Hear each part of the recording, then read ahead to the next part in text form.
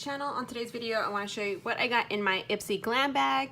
Ipsy is a monthly makeup subscription that runs around $10. If you want to sign up, I do have a link down below in the description box that will direct you there. So inside the packaging, this was on the outside, and it is a facial mask, and it's a Unicorn Glow by BioBell. So there's that. That looks like fun.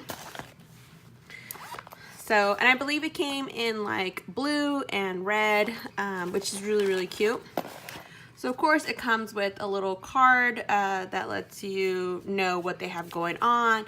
I believe they use these colors because it is Pride Month. So the next one I have, it is from Pixi. This is a Glow Tonic. Never used that before.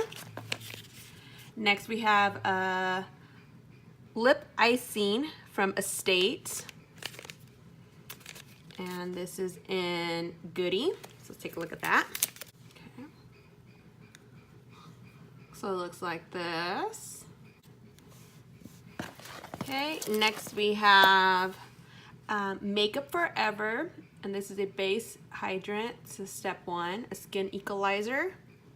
That.